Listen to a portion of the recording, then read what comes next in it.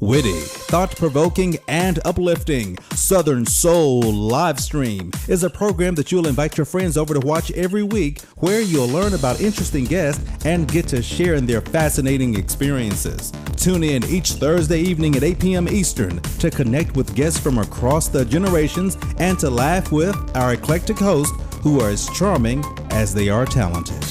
And now, ladies and gentlemen, here's our host, Calvin. Awesome. How you doing, Dr. Nelson? Let me get you unmuted. Let me send you the unmute button. Let's see here. I should get you there. Yeah. How you doing, man? Tremendous. You got me going with the music, and then I'm ready.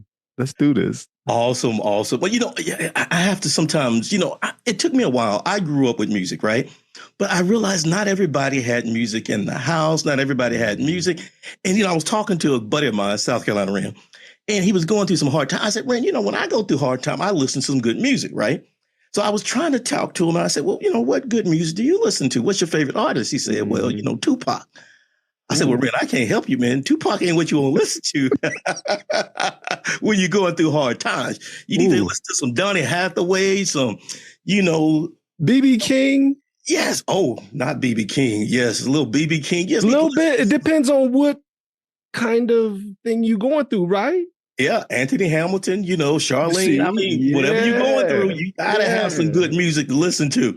Anyway, Dr. Nelson, I love to. I'm excited for you to be here tonight, and we have a serious topic. But one of the things I've discovered when I was in business school, I said, you know what? I don't understand why when people get educated, they get so sophisticated, right? Why can't we just break it down and have a good time? So excuse us tonight while we have a good time, but I want to do is get started with you and your topic. And what we like to do here at Soul Thursdays for people, if it's your first time, we start our interviews with the origin story. We call that the beginning. And then we step into the messy middle, the complication. And then we talk about what's next, the call to action. So Dr. Nelson, do you mind just introducing yourself?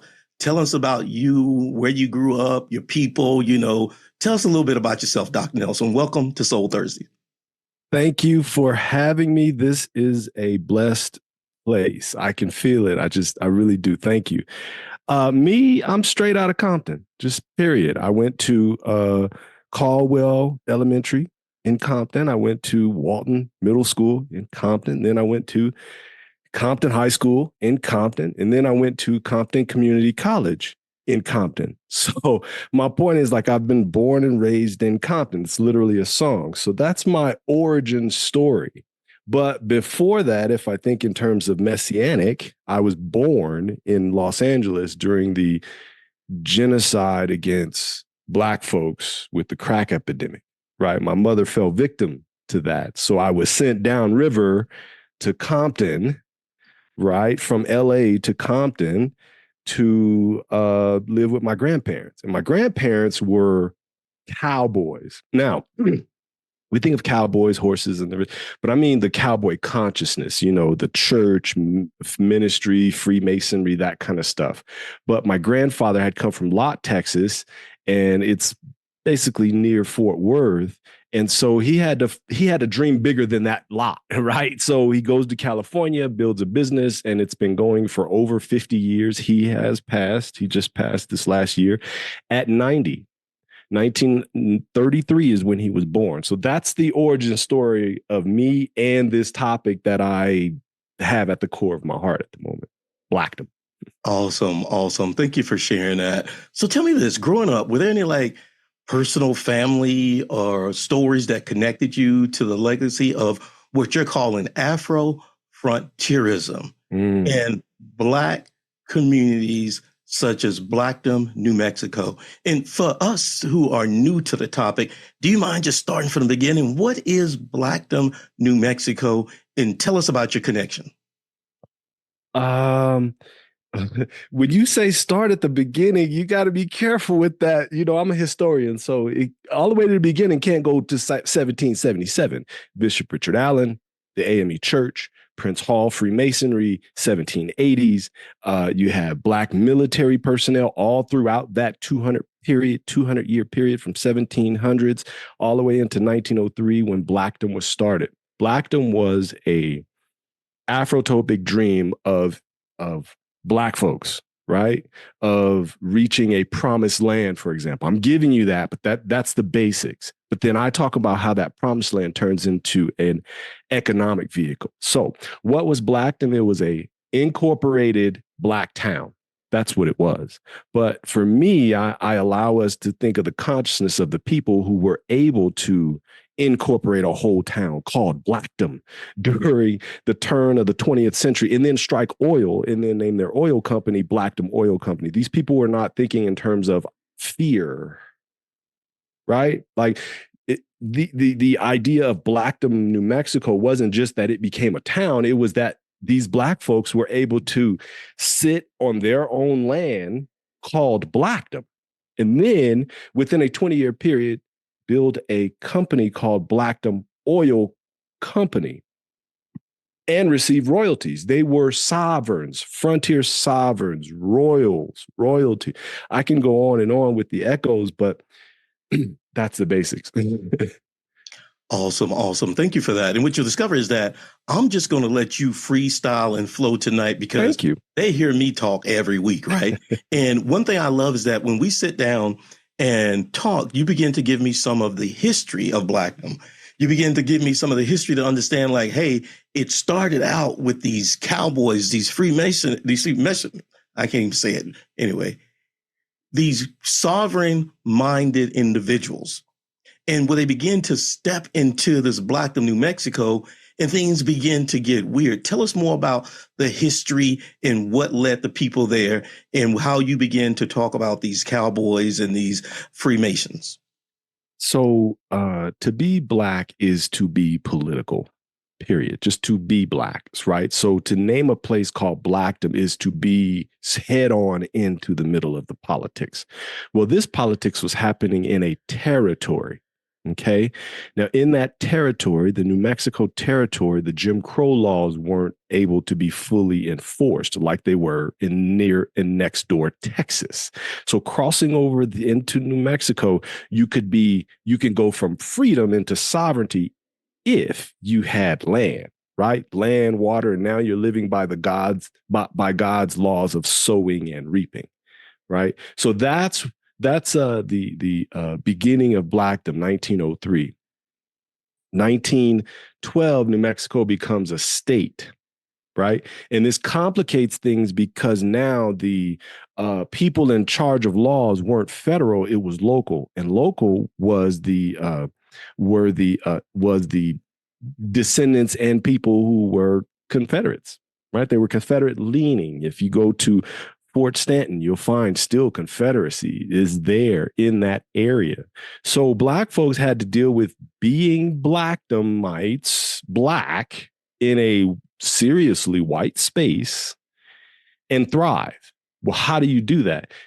And that's kind of what I go through in the book is how they're able to do that, which is basically to use the municipal government as a veil for what they were really trying to do, which was to build generational wealth and sovereignty. Now, we can go through all of the steps of how they do that, but basically what they were able to do is leverage Black institutions in order to deliver on that notion of sovereignty, right? You first have to have the notion of sovereignty because we're taught to be free, right? Up from slavery into freedom.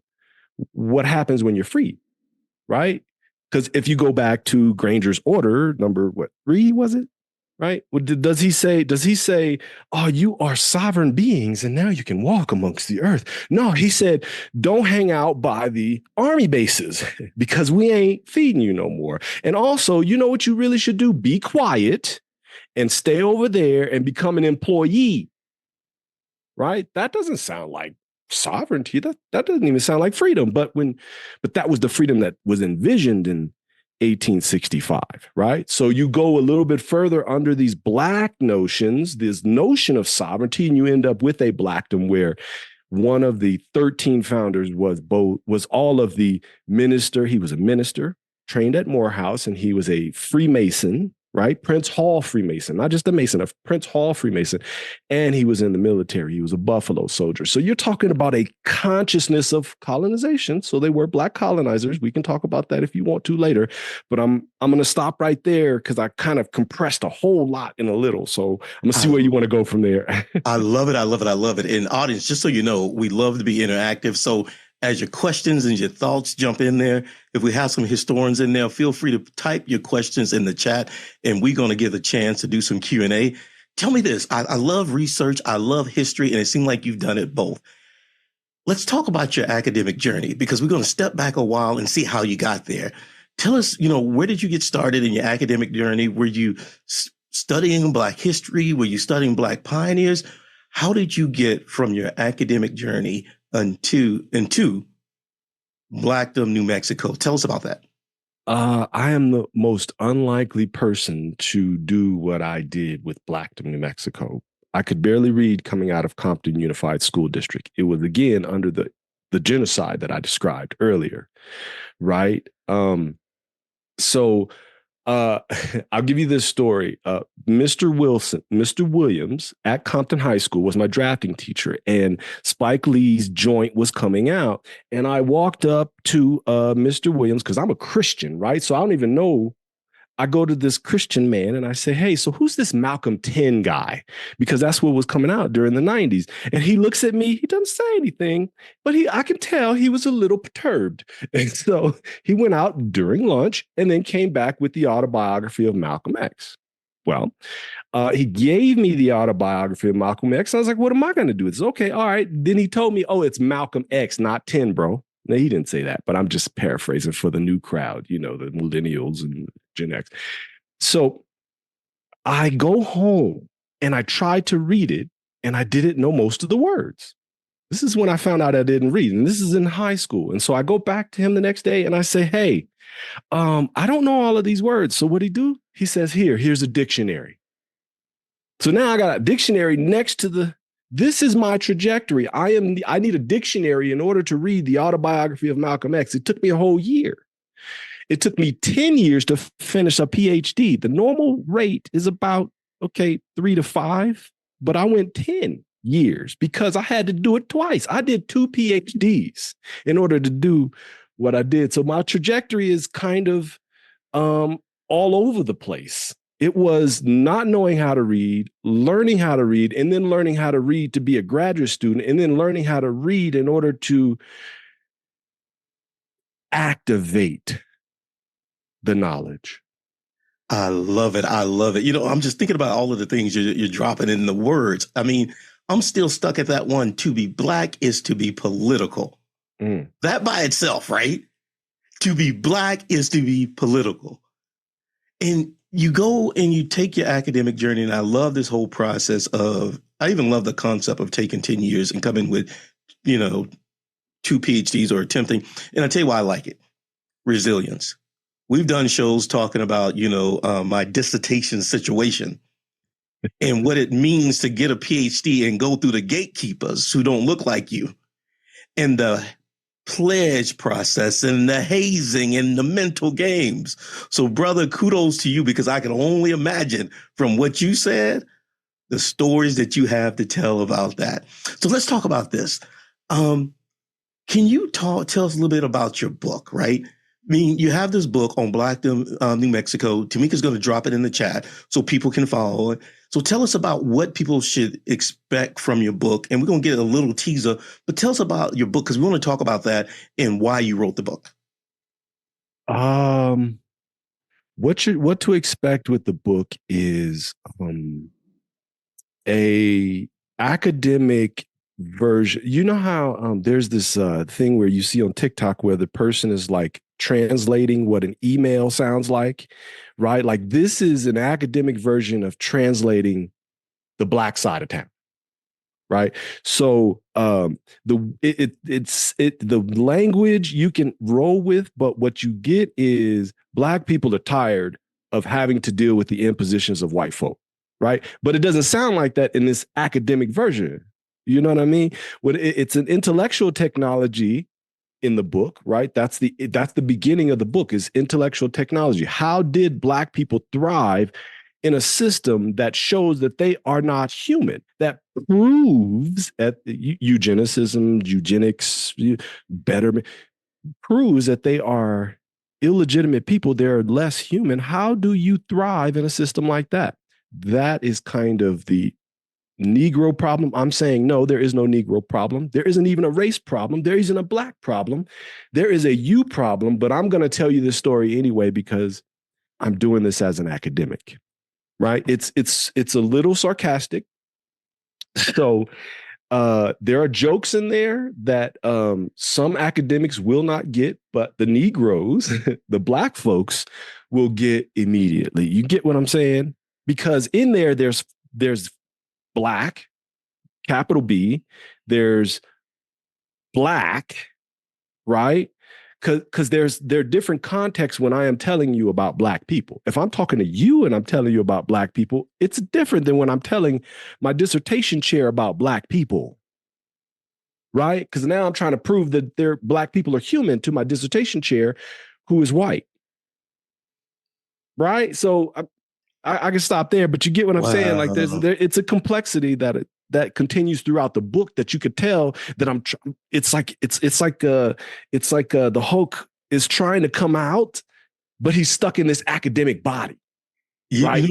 Dr. Timothy Nelson, and then there's, I'm getting goosebumps because what I'm getting is this historic, multi-dimensional parallel universe of a story being told, getting past the gatekeepers by using their language, right? Touchdown. But then having enough code words weaved in there that when the brother pick it up, he gonna see something else. That's it. Oh, that's what this is. Gee, now I know why it took a long. How long did it take you to write this book? 20 years, man? Because come on, man. Yes. This is the matrix in history in writing that book. Yes. So that's what you're getting with this book. What I did is I took Dr. or Mr. Williams, who's Elder Williams, right? Compton High School. I took that, right? And it centered it. Who centers Black folks, right? That's a thing in itself, right? But I did this in a seminal work. Understand, Black folks struck oil. In the chat right now, I want you to identify yourself if you have ever heard of Black folks striking oil. Yes or no? And then, no, there we go. No. So I just changed your life forever. Do you get what I'm saying?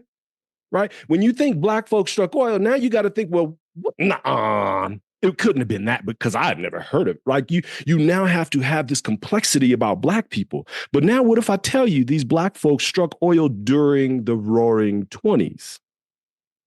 What if I tell you at the core of this were Black women? What if I tell you this was still the, quote, Wild West? So now you have Black women who struck oil during the Wild West. Now, you ain't never heard that story, so it just will have to rip you inside out, pull you and anchor you, and then you're going to have to slow down. If you think you're going to get this through an audiobook and I wasn't the one reading it, or if you're going to get it through Kindle and you're not putting notes, I got notes in my own book because I didn't do this. I got notes in my own book, not because of anything else except I did it in an academic way. I'm not an academic. I don't have an academic job. I just know this stuff because it took me 10 years to get a PhD. So anyway, that's what you're going to get with the book. It's a lot of wrenching and it's everything I got. Awesome. I love it. And we're going to talk about the call to action. So make sure y'all check out the book that Blackdom, New Mexico, that Tamika dropped in the chat. Let's talk about Black sovereignty. We've kind of been talking around it, but I got some canned questions, but I like to freestyle, and I see you a freestyle brother, so I'm loving it. I'm really vibing right now. Let's talk about the legacy of what you have done. I mean, you've seen so much research. I know when we sit down, you kind of showed me so many clippings, so many newspaper clippings, and the evidence that I can only imagine you used in your research. In your view, what can we learn today from what you have seen and researched from these Black Cowboys, these Freemasons, and these ministers? when it comes to building sustainable Black sovereignty? Complicated question. What can we learn today from the history that you've seen? Sovereignty is complicated because everyone gets their own version. Okay. And in order to have sovereignty, you have to invest. Okay. So in between those two, there has to be trust. So invest, and then you have to understand what sovereignty is. It doesn't mean I get to tell you what to do. It doesn't mean I get to, I'm thinking in terms of, okay, so through the church, the Black church we all have the critiques, right? But we definitely critique in terms of our LGBTQIA plus minus community, right? We're excluding, right? With sovereignty, you can't do that because there's an intersection, right? But that's what Blackdomites try to do. They tried to exclude Mittie Moore Wilson, who was a madam, a bootlegger, a gunslinger. Well, these were church folk who had a different understanding of sovereignty, which came from God. Hers came from the secular side of money and materialism and material culture. So what I found with sovereignty and sovereignty-minded people is that we have to have an agreement. Sovereignty isn't some random time and space and time. No. What is on that paper? What can we believe in? What do we know to be true? And then we can have our own understanding. So in sovereignty, if you're going to do it in community, it has to be understood throughout the community in a basic way. That's why church becomes important, not because of the preacher was so great. It's because we have a basic set of basic values. It doesn't have to be the church. It could be the Black Muslim community into mosque, right? It could be the Black Jewish community. We go into synagogues. You understand what I'm saying? It doesn't matter, but we have to all believe the same thing if it's going to be a sovereign space together. If it's your own thing, you'll be fine. But the problem is you are Black. So if you're sovereign and you have that sovereign mind, but you dress up like Michael Jackson and you're a thin kid in New York and you get mad one day, but you end up on the subway and that sovereign mind is now frustrated because of the real world that only gave you freedom and you get choked out by a white man. These are the things that go on with sovereignty, right? Like you got to figure out how you're going to exist in a world as a sovereign. So I don't know if I answered your question, but I'm trying to tell you that sovereignty is not free. No one gives it to you, and you're going to have to possess it, and then you're going to have to fight because your sovereignty is a threat to other people's freedom because their freedom is based on your subjugation, particularly as politicized Black bodies.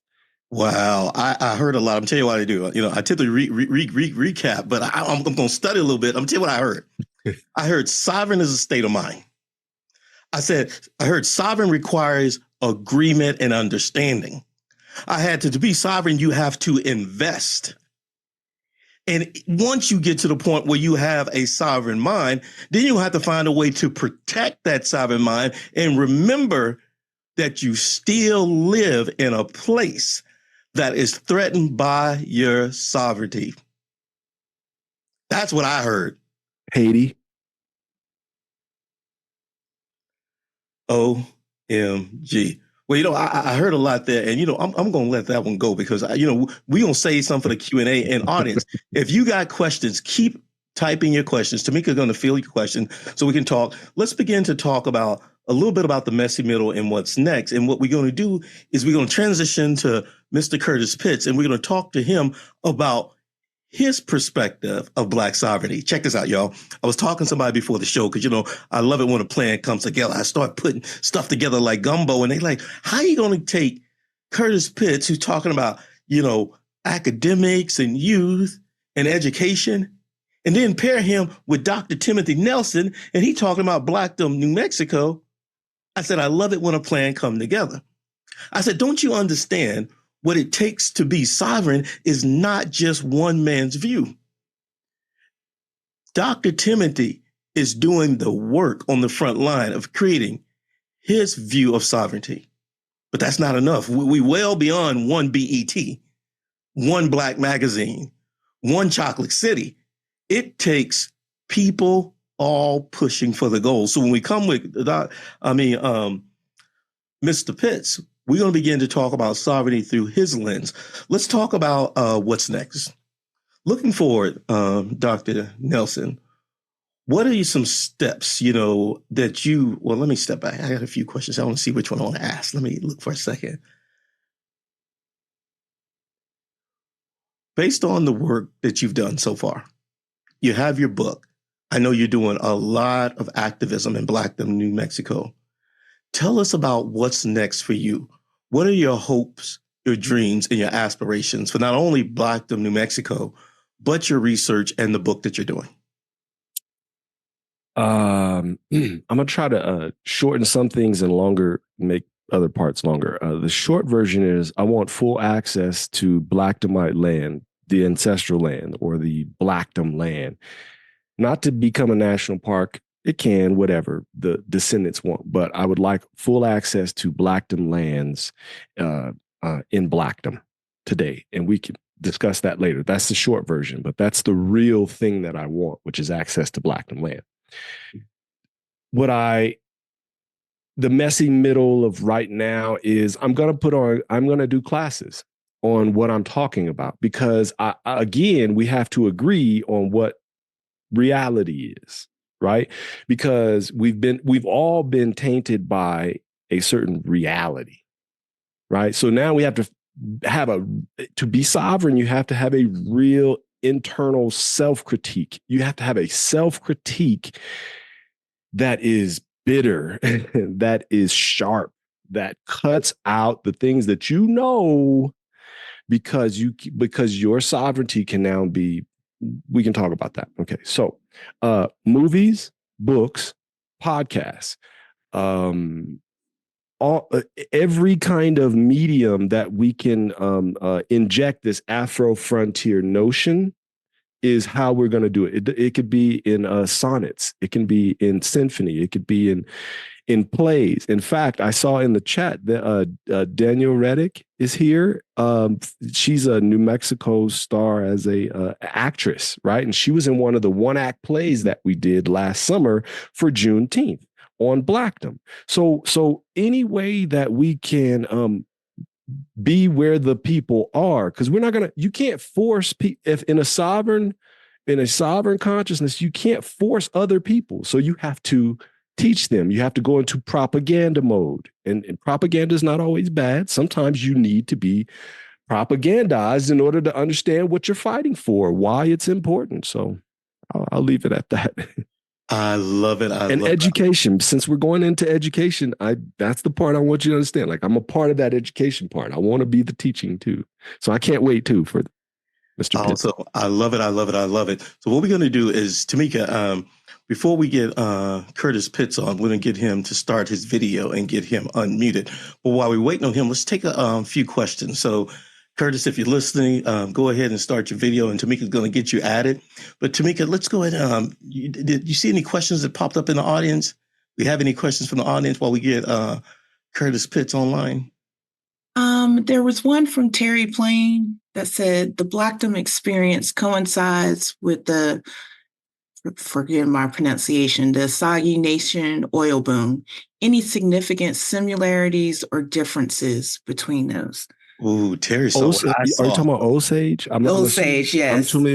In fact, if you look at my social media, Blackdom Oil and Osage were on the same page together being talked about, and next to it with Artesia. So the same people who were taking away the sovereignty and the resources of the Osage were the same people putting pressure on Blackdomites. So that's to answer that question. So yes.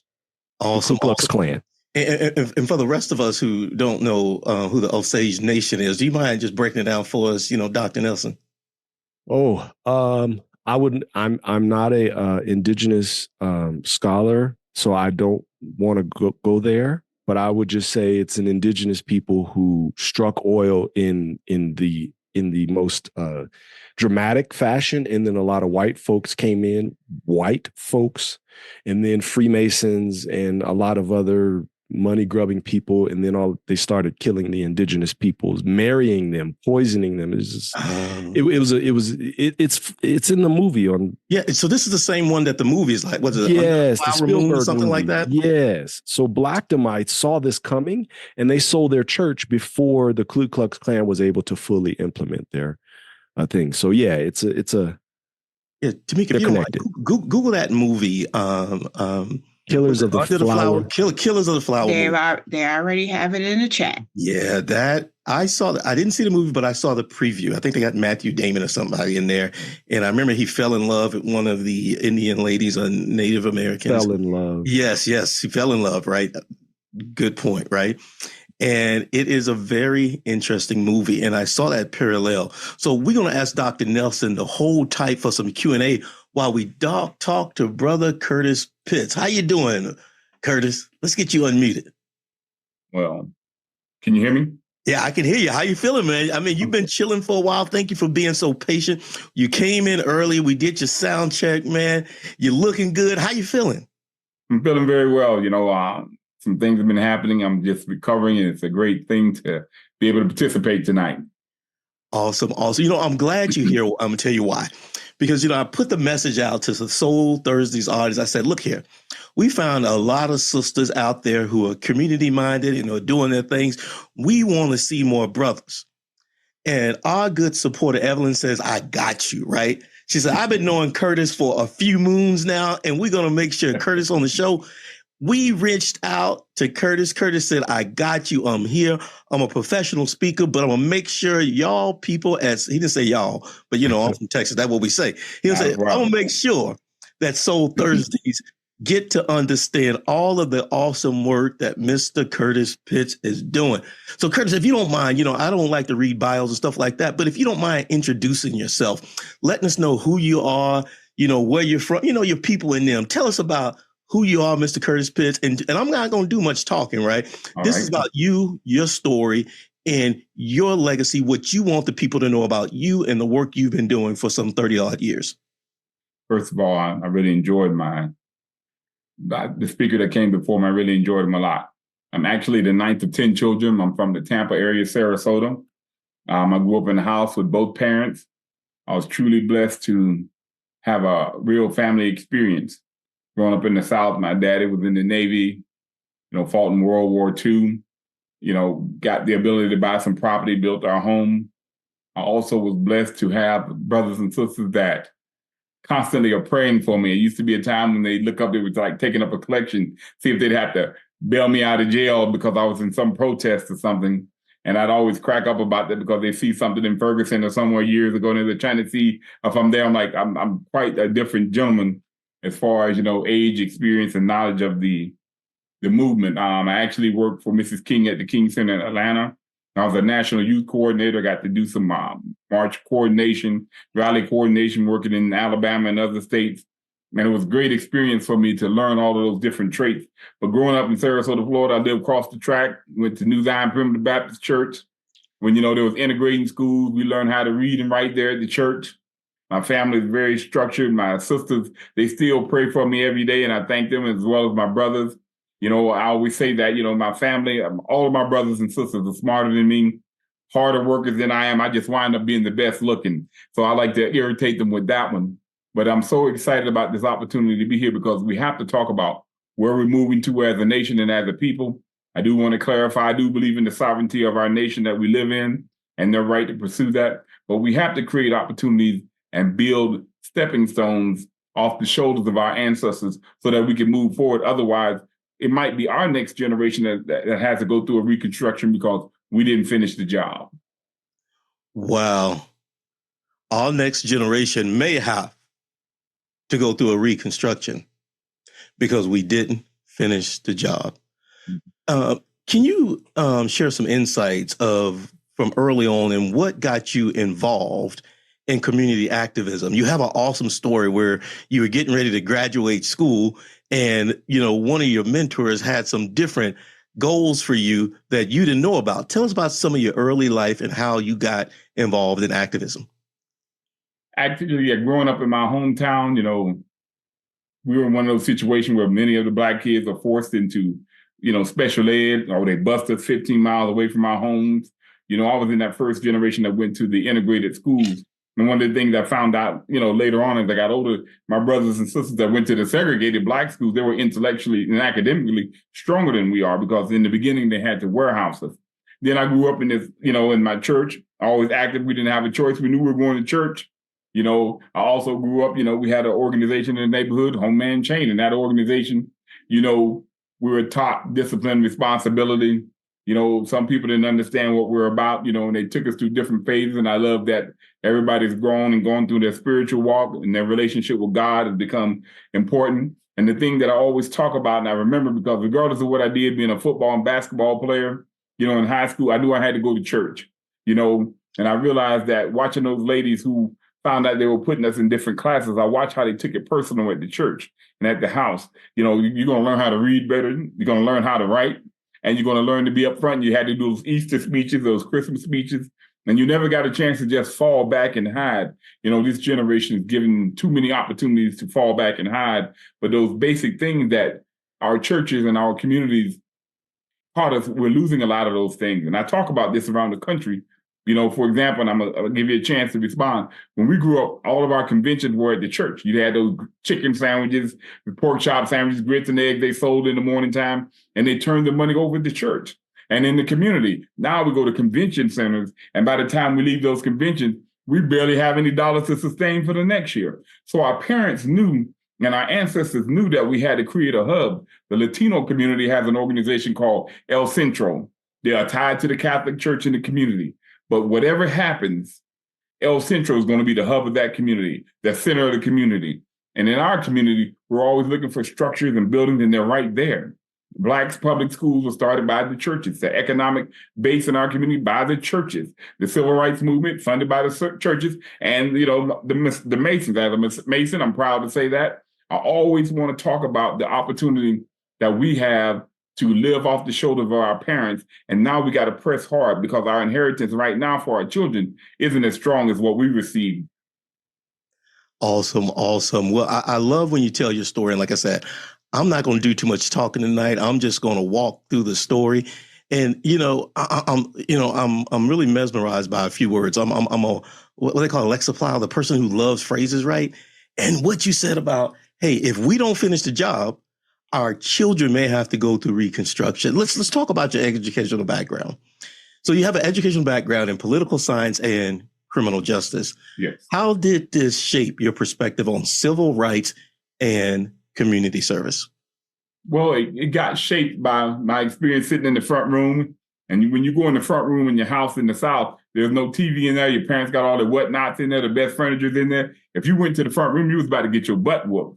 My mom and daddy, I'm trying not to, be like all intellectual, because that's not my way. My mom and daddy said, come in the front room. And if they were getting ready to give me the discussion, a gentleman and a white lady and a white, gentleman walked in. I was tripping out, because he had on a tie, but he had on a short sleeve shirt. Those are some things you can't do in the South. And the first thing he started talking about to my mom and daddy was, they was telling them that they were going to condemn our house, say it was an unsafe living dwelling. They're going to red tag it. They're going to condemn it, tear it down. And they're going to move us to the projects and give us more money, a food allowance, health care. But my daddy had to act like he hadn't been there. This gentleman who had 10 kids, who worked every day, had his own business. I mean, my brothers and sisters, they were telling him he had to act like he didn't live there. Fortunately, he was doing construction. We were able to build our house back. But many of the people in our neighborhood, they didn't have that option. People don't realize that Black folks going to the projects was a forced migration. It was not a voluntary thing. They forced us into the projects, they broke up our families, and they sent us in there, and we developed this dependent mentality that was never us. And I'm saying right now during this presentation, we have to go back from being at the children's table at the picnic and force our way back to the adults' table. And the way we do that is we have to be able to say, what we brought to the table allows us to eat the good food and the good meals. Because when you're a kid, you might get a hot dog and a hamburger, but they over there eat pork chops and ribs and chicken and everything. But as adults and as a people, we have to force ourselves back to the adults' table, because we have the ability. It's biblical. When God ever tells us to do something, he tells us he made it available to us, but he never does it for us. The flood came, Noah, it's going to rain. Here's everything you need. And every time we get our blessings, we forget the road that the church, God, and history has taken us through. I love it. I love it. I love it. You remind me of one of my common sayings. When I begin to think about the abundance of life that we have the option for, I call it the buffet of life. I say the good Lord created a buffet for us to eat from. So why is it that we over here on this corner with only the fried chicken? Yes.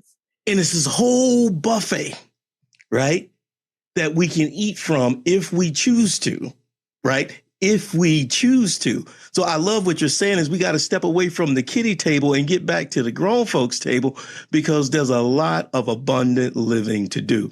Absolutely. I want to talk a little bit about Black sovereignty because, when I'm telling you how I pull together this show, Curtis, I go to the barbershop, right? Anybody go to the barbershop, they going to do a whole bunch of talking. Ladies, it's no different than when you at the beauty salon. They're going to be a whole bunch of talking, a whole bunch of politicking, right? And I learned, because my dad used to tell me, don't just talk about it, be about it. So I said, well, I'm going to start this podcast, brothers, and we can do the thing. But they get quiet. I said, no, brother, we can do the thing. But they get quiet. And as I was sitting down with Dr. Timothy Nelson, he says, well, that thing they talking about is called Black sovereignty. I said, oh, because I like words. So we're going to talk about a little bit about Black sovereignty, but we're going to do it your way and talk about it through the context of what you have seen in your 30 some odd years of experience. So let's talk about the communities in which you work. Tell us about the communities, the youth center, working with youth and all, because you do so much. Because I was trying to figure out which angle I was going to take. I'm like, well, he over here with the kids, but then he over here with the academics, but then he over here speaking. So tell a story as you best, know your story to be told. Tell us your perspective of getting back to the big table when it comes to this Black sovereignty. Well, one of the things I had to do, I had to go back to what brought us to where we're at. And I'm going to say something that shocks people. Black Americans have been so programmed to devalue themselves that they don't want to even accept the fact that the entire Civil War was fought about them. Every time throughout the Bible, when God was going to make a change for his people, whether it be through the Exodus from Egypt, or whether it be the Civil War in the United States, he puts it on people's hearts. And living in Kansas right now, Kansas is probably the most historical civil rights place in the world. You had the free state where white folks came across the country and said, we're not going to have slaves in the state of Kansas. And if you keep enslaving our people, they said that you can never make it to heaven. So they call it the abolitionist movement. Then you move forward. And then you have the free state movement where they're deciding, when you had John Brown, Harper's Ferry, where the Civil War actually started in Kansas. And I tell people that we have no excuses anymore. We're at our intellectual height right now. Our intellectual currency is so strong, we just forgot how to use it, because this is what they did. They forgot to tell us that if Moses was alive right now, he would be a felon. If Moses was alive right now, he would be a felon, and he would not get any shortcomings. He would not get off the ability to help himself, be responsible for his community. He would have to build it.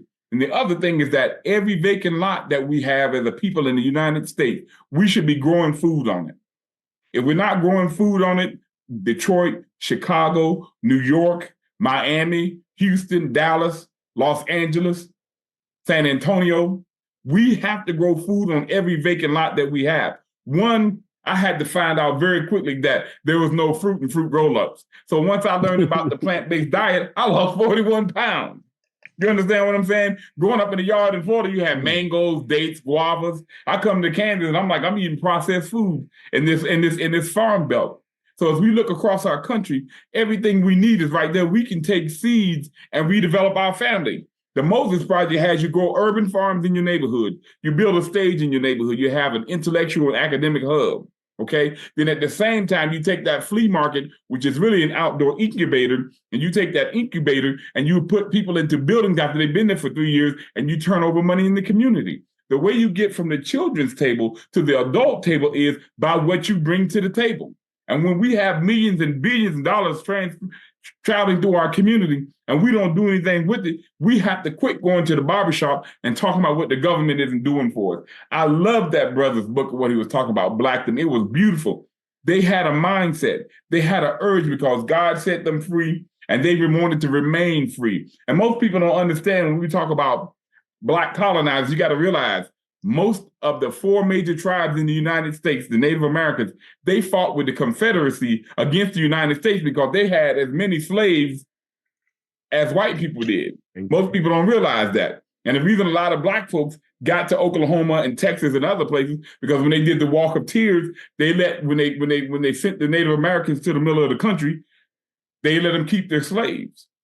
And so when we talk about the Buffalo Soldiers being out here, because the Buffalo Soldiers were out here, they were fighting on the range out here in what we call the Wild West, because they were the best suited for it. They would say, well, why are they fighting against the Native Americans? You got to remember, a lot of them came from the South, and their parents and them were owned by Native Americans. So, but we have a beautiful relationship. We're not saying all the tribes were bad, but we're in a situation right now where we have no excuse anymore to go to the barbershop and talk about what the government ain't doing for us. The reason so many brothers are self-medicating is because it's not our nature to sit around and wait for somebody to do something for us. Yeah. We're builders, we're creators, we're originators of hope and land, but we've been so caught up and taught that we're dependent, we're less than, and that we're not God's people, because whatever he did for everybody else as a people, our God did it for everybody else. It is not our nature to sit around and wait for handouts. It is not in our nature. I appreciate what Brother Curtis is saying. I was going to go to the next question, but already, thought about it, because, I was thinking about the next question is, what are some of the biggest challenges to achieving Black sovereignty in our urban communities? And as I begin to think about some of the things you said, is that, it's a mental state. It's a mind gate. It's understanding the history of what has happened. It's understanding your true nature. It's understanding our true value. Mm-hmm. I like when we did the discovery session, you're like, do y'all understand how valuable it means to be Black? They fought a whole war. They keep fighting because of this thing that we have. I love when Issa Rae came out with her show. She called it Insecure. And I was like, why did she call it Insecure? And I began to think about it. I said, they talk about, at one point in time, we didn't talk about our history and our pains and stuff like that because it was taboo. It was secrecy and silence, they called it. We wouldn't talk about it. So when you fast forward it to current day, they call that shame. You see, we were ashamed. But the funny thing about being ashamed, as Bernie Mac said, well, I ain't ashamed. Some of your family messed up too. Shame ain't doing nothing, right? But, I just love what Brother Curtis is saying. Curtis, just tell us about this. What we're going to do is ask a couple more questions. We're going to give the audience, and we're going to bring Dr. Timothy back, and we're just going to have open forum and let the audience speak. But I'm going to pause for a second on my question. Tell us more of what you want to make sure that we know about you and your work and what's happening for you. So I'm stepping back from my question. You got free range. Tell us what you want the audience to know. I want people to understand that even some of the people in Topeka don't understand that when I came here, I came from the King Center. I promised Mrs. King I was going to get married, finish school, and come back to Atlanta.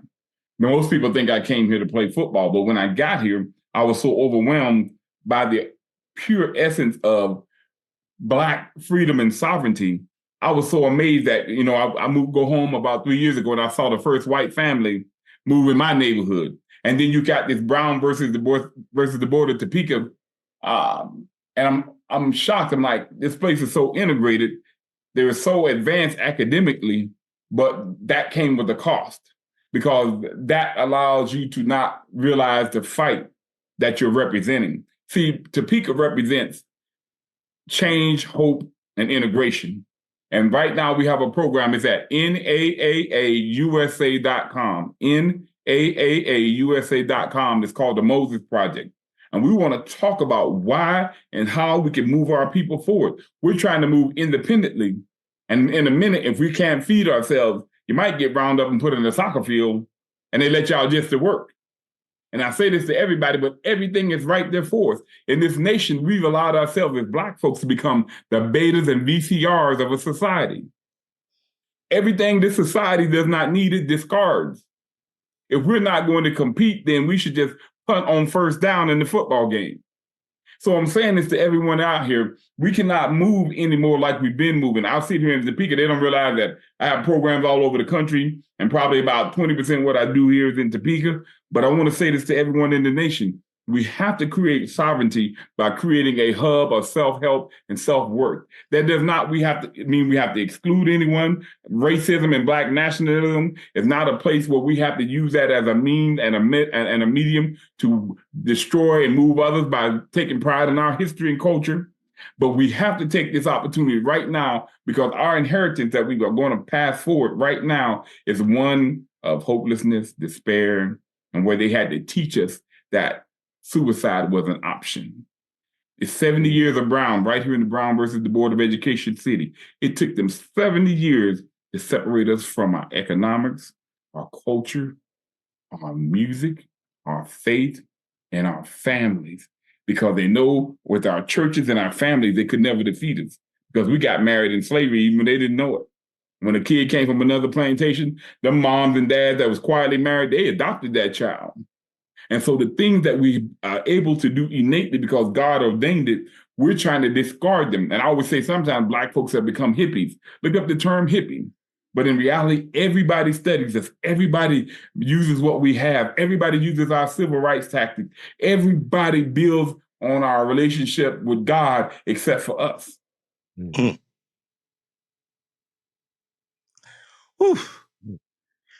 Black people have become the VCRs, the beta, and the 8 tracks of society. I love this quote from Brother Curtis. He says, "Do you not realize what this society does?" He don't call out no names. He don't call out no people. He says, what this society does is it discards the things. Y'all remember in the 80s and the 90s, Black men were hip. We were cool. Now, boy, they can't wait to get rid of us. They discard, right, the things. Black people have become the VCRs, the betas, and the 8 tracks of this society. What's next, Brother Curtis, for you? If you think about moving forward, your future projects, your vision for change, tell us about what's next. How can we support you? I know you have online. People can support donations to your community project. Tell us about what's next for you. Well, we have a national conference that we're having in Dallas on the 28th. I should say the 25th, 26th, and 27th, and 28th of September. It's a part of the State Fair Classic. We'll have Grambling will play Prairie View down there. It's probably one of the most exciting things. You get to go into the game, you go to the State Fair, there's pregame concerts. But all week, we're going to be talking about self-help concepts.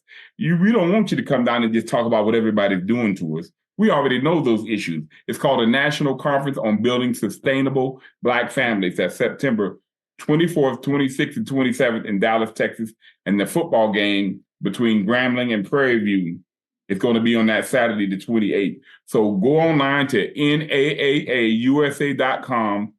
Come to the conference. We're not charging you to participate. You can donate if you want, but we got to have some working dialogue. And if you go to the program, to the Moses Project on our website, you'll see the Moses Project. It lays out everything you need to do in your community for self-help, creating partnerships with everyone, including law enforcement, their lenders, and you have to leverage our ability to vote, to transact money, our kids attending schools. And when they integrated schools, we were all with the intent of we want to just go in and get the best education. We already had a value in the culture.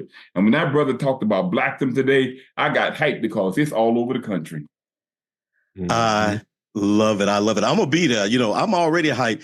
Curtis told me, come on down here and show the people how to do the podcast. Because, I got a vision too, y'all.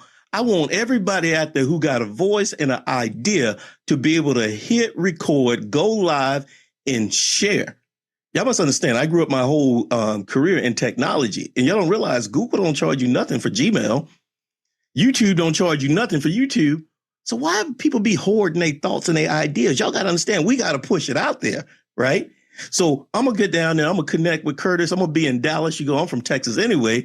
And I'm going to get to go to the classic. I'm going to show the people how to show and prove on podcasting. And I'm looking forward. Lady J, talk to us. What you think about the brothers here tonight? I see you got a lot on your mind. What you think, Lady J? It was too much goodness. It was all the light and all the truth. Oh my God.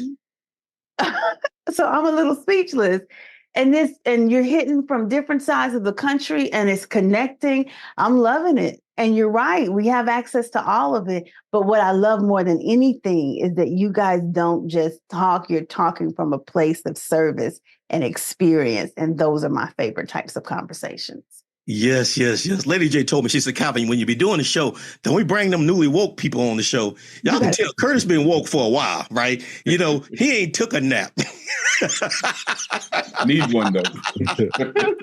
You see, Dr. Nelson, he said, since the man gave him that Malcolm 10 books, he done woke up and ain't took a nap since. Y'all must understand. Awesome. I told you that in confidence. I love it because once again, we begin to see life beyond the page of one Jap magazine, one BET, one Black network, and what it looks like to see brothers who are in different parts of the country moving the needle, not just talking about it, but being about it. So let's go ahead and get some questions. So Lady J, we're going to get you started with a question so you can warm us up. Tamika, if you can help us field questions for the audience, but audience, this is your chance.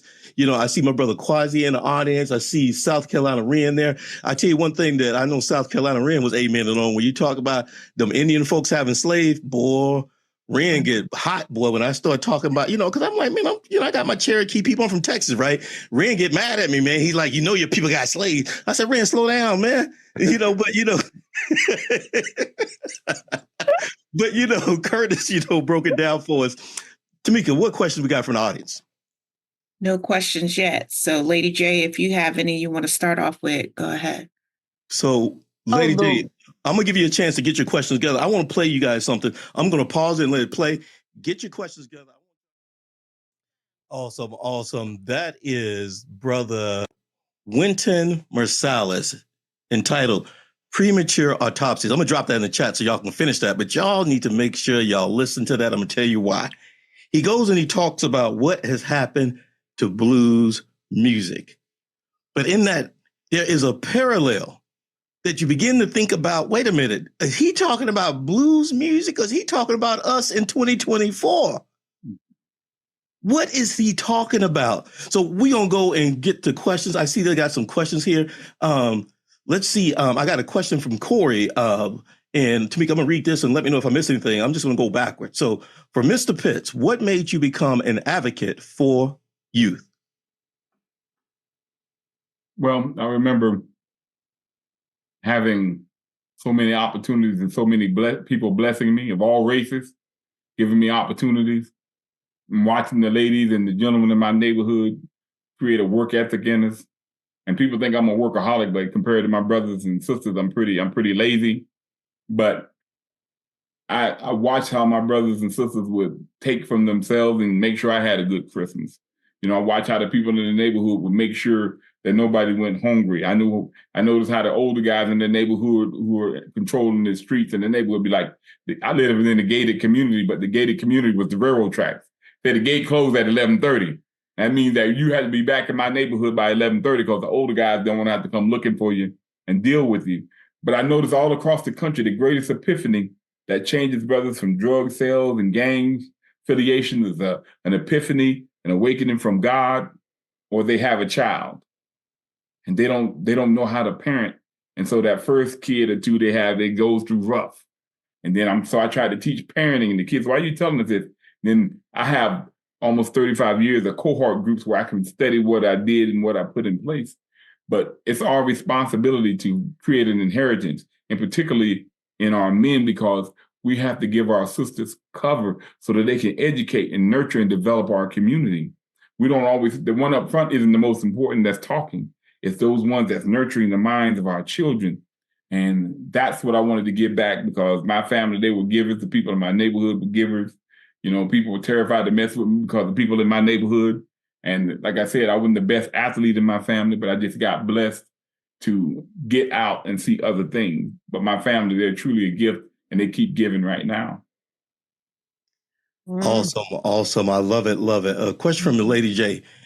Can Dr. Timothy, can you talk about what it takes to protect Black sovereignty in our community?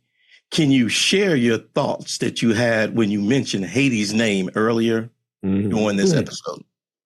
Well, In short, the legal system, right? So if you think in terms of the legality, are you legally able to live as a sovereign? And we can go through all of the layers of what that means. But if you do not have the full grasp of your legality, then you're not going to be sovereign. So I'll give you an example. If you have homestead land, right? Homestead land in the law says it cannot be confiscated because of debt. Well, if you don't know that and somebody tries to confiscate your homestead land, you have to enforce these laws. So that means you have to do some reading. You have to get beyond what people are telling you. You can't just exist. You have to invest in the community so that the community can be there when you don't know something. Right. So to protect sovereignty, you have to have community. You can try to do it as an individual, but you end up like a Kanye West. Whatever that means for you, because trust me, I'm still going to listen to college. Hey, you can leave. I digress. I digress. No, you're fine. I just like how you paused it, and the way you paused it, you be like, interpret that how you may.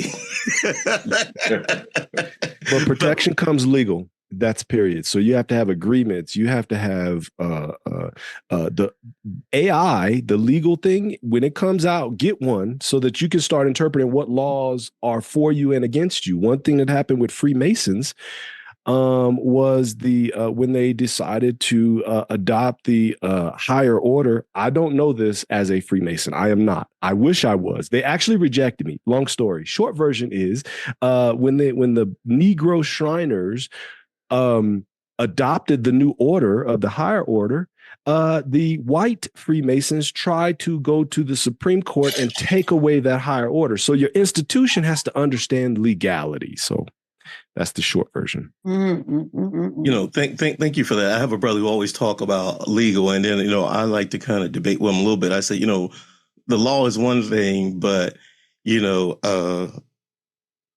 enforcing that is a whole nother conversation. So I think there's two sides of a coin. So another question from Margaret. So this is for Mr. Pitts. What do you want us to do? I like this question, right? Because what it does is brings it back home, right? Here at Soul Thursdays, we have people from all backgrounds. They ABCs, PhDs, lion, tigers, and bears. Oh my, show up in Soul Thursdays. But I'm gonna tell you what they have in common. They all the curious type. They curious. They want to know. So Margaret asked that curious question. She says, hey, and I would like to hear from each speaker. We're going to go with Brother Pitts first. What do you ask of us to do with our lives? What direction would you like to see us go? I love that question because it has so much humility in it. We're going to start with Curtis Pitts and then go to Dr. Nelson. What do you want us to do next? What's your call to action for us, Curtis Pitts? Well, that's an excellent question. First thing I'd like for us to do is to quit playing checkers when everybody else is playing chess. And see, first we have to go back to the basic thing about proxy wars. If they keep the police department and black men fighting with each other, while we're fighting with each other, they can turn our children into anything they want them to be because there's no cover there. I also want us to understand that if you go to NAAAUSA.com and look up the Moses Project, it gives you a plan. One of the greatest things I ever experienced was going to the Million Man March, the first one. I loved it. And I listened to Minister Farrakhan, and I loved it because it was just a cleansing experience for me. When I go to events around the country, they're not as powerful because when we leave other events, we leave energized without a plan. So I put together the Moses Project so that we can have a plan. And then that plan calls for us to deal with that higher power that God gave us. That doesn't mean that we have to go and discriminate or hate to achieve what we need to do, but we have to follow the plan of self-help. And the reason that God is going to bless us to help ourselves and others, because the God in us is going to always make sure we bring other people to the table so that they can eat too. The Moses Project, NAAAUSA.com. It's a self-help plan that you can put together in your community to create sovereignty, because you're not sovereignty if you can't feed your family, if you cannot provide medical care for your family, if you do not own land that you can pass on to your family. And most importantly, that your God cannot be a acid reflux thing that needs when things come back and things get bad. We have to get back to the nature of the people whose shoulders we're standing on and start building from within. And our first responsibility is we are watchers and protectors. That sister has got to be elevated and protected so that she can take care and nurture our children. I love it. I love it. Lady J, that's a quote. That's a Soul Thursday quote. You ain't sovereign if you can't provide. Ooh. Mm-hmm. You know, Dr. Nelson, I got a question for you, but you can answer that question, or let me read your question that came in from Charles Blackmell. Dr. Nelson, I didn't know about this, Dr. Nelson. This may be something hot off the press, but I don't know. But they seem like they've been on the Wikipedia. They said, Dr. Nelson, can you speak to your de-harnessing from academia as an act of Black sovereignty? What internal and external challenges and opportunities did this present for you? I don't even know what that means, Dr. Nelson, but it sounds like you went through some stuff. I think I got an idea because, okay, so it goes to the Haiti question that I have just ignored. My apology. Haiti, what was that word? What? De-harness. Deharnessed itself from the global community and became a sovereign nation. And it was a Go ahead. You look, there you go. See, I got to start it. Keep going. Because I have, I'm not a Freemason, but Toussaint Overture, I talk about how the Freemasons were a part of the revolution. Again, this goes back too far. So how I disentangled, what was the de-shackled. I think that's what they meant. I think that's what they meant to say. How did you get the shackle off your feet so you can dance? I think that's what they were trying to say. I had to die, right? Like to have paideia, right? You have to die each day. You have to kill your ego. You have to kill all of these things. But when you kill all of that, it's a whole lot of death. And then you have to be resurrected. And so what you're going to do when you resurrect is you're going to have some kind of principality beyond you in that resurrection. You also are going to know that your life is about service now. It's not about you and your ego. It's about that service. So that death, that constant death is not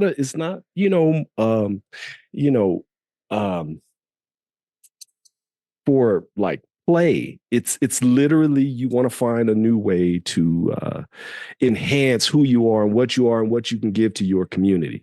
So I hope that answers the question. I like it. In short, it was hurt. It was painful. It hurt, and it ain't for the faint of heart. So if you're thinking about it, make sure, as Lady J would say, you ain't sovereign if you can't provide. So, I want to thank the speakers for being here tonight. I know it's getting late, but I want to say this. Once again, all of the work we do here tonight, this is creatives, right? Thank you, Dr. Nelson, for being here, for choosing to be here, to donate your time, to give us your words of wisdom. Thank you, brother Curtis Pitts. I mean, y'all must understand, when this brother gets to talking, I just get goosebumps because y'all know he ain't just talking about it. He being about it. Mm-hmm. He out there helping the kids, they mama and them, they cousins, you see? And he giving them a representation of Black men that they have never seen in their life. You see, that's a witness, right? And then OMG, Dr. Nelson said, look here, if I got to be a pioneer in 2024, then so be it. We need to take this mentality of sovereignty. We got to build some trust. We got to invest it. And then we have to protect it. But don't let the smooth taste fool you. Just because you think you're sovereign, don't think these people who are threatened gonna just let you do this in a very easy, simple way. So it's a lot of work to be done. What we're going to do is we're going to transition to ours truly, Lady J, who's going to close us out. Well, she's going to get us started with some open mic. Then I'm going to play something, but I want to let you guys know what to expect. Is the speakers are going to drop off in about 5 minutes so they can get back to their life. Lady J and the rest of us, we're going to groove for as long as we can groove, as long as y'all want to be here. I'm going to play some music and make sure y'all hit up the speakers. Speakers, drop in the chat where people can follow you, connect you, email you, purchase your book. This is all about sharing the experience. Lady J, what's on your mind? Talk to me. What's on your mind? Uh-oh, she unmuted herself again. There she go. Go ahead, Lady J. Well, I probably muted you because, y'all. You know, I get excited. You get the amen of y'all. I got to mute her. I'm like, hey, Lady J, we record. We can't have all your amens on the. I mean, don't get me wrong. I can appreciate the amen, but I'm trying to record a live episode. Anyway, I digress. Hey, how you doing? I will get triggered, y'all. Anyway, Lady J, what's on your mind? I just have just a few pieces to share. This community sovereignty, this was an amazing show. I could listen again, bring them all back. But I was thinking, we are the stories that the world sings. And it's funny how they forget that our voice is the earth's original dream. So I want to share Of Color, talking about the universal beauty of us. Black people with Black hair, with Black dreams, with Black eyes, and all sorts of Black things. We kink the world over with our style. And with eyes Black, we see the dreams dreamed by beautiful people about beautiful places and beautiful visions of color. As a Black man stands on a yellow porch screaming red to his mama, I'm a man, mama, I'm a man. Dreams of affirmed and affirming Black people, of redefined, refined, and fine Black people who know who they are, living lives of color. Conscious of the world and their place in real time and space, unafraid to live in the realm of color. Awareness that all knowledge is color and all color is Black. Therefore, Black is universal as I have my Black dreams of respect, love, and honesty. Black dreams of human dreams, my human dreams of color. And, we're living in a world where the revolution is everywhere and everyone has a pulpit and everyone's talking, but not everyone's doing. So this one is a reaction to fake wokeisms. Change begins with these tiny little steps, tiny little steps. Movement, motion, you can hardly even see. Quiet actions, 1,000 tiny little quiet actions changing me. Contrary to popular belief, the revolution does not happen in the streets. It's in me. It's me. Because if it doesn't change in me, then it didn't really happen at all. Not for me. The revolution is who I become after I see what I see, after I hear what I hear, after I feel what I feel. The revolution is me. The revolution is the flame that's left behind to redirect my soul, to set fire to my mind and leave me blessed and bold enough to rise for one entire lifetime. The revolution is change. And change begins with these tiny little steps, movement, motion that you can hardly even see. Quiet actions, 1,000 tiny little quiet actions changing you. So let's be crystal clear. If your mind don't change, if your heart don't change, if the way you live your life don't change, there is no revolution for you. And today just gets reduced to something interesting you did back when. Today doesn't matter if the fire ain't in you. Around you is not enough. On you is not enough. In you. Now that's the stuff a real life is made of. Remember that. That's all I have. Awesome. Thank you, Lady J. Well, you said a few, and I was counting. I said a few, man, 3, but I appreciate Anyway, I digress. I like to give my family a good time. So thank you, Lady J, for blessing us with some nice closure. I'm going to play a few songs. Before you guys log off, let me tell you guys 2 things. One thing, next month, I've been planning this show for 3-4 years, y'all. The 5 faces of narcissism. I have no idea what's going on in our world and our society. When I was a young man, I grew up working class. I couldn't wait to get to the middle class. I said, if I get to the middle class, I'll be fine because it's obviously these poor people that's the problem. That's what they told me.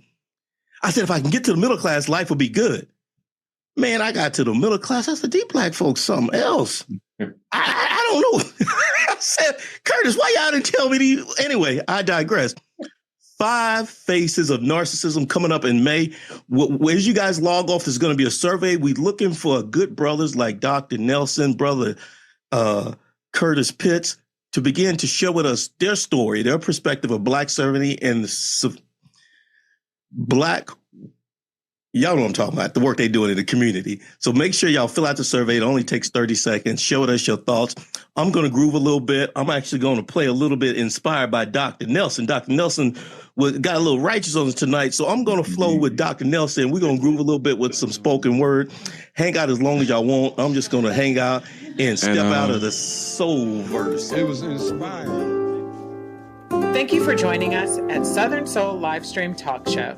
Join us weekly at soullivestream.com. If you're joining us live, we'll take a quick music break and then come back for discussion with the audience.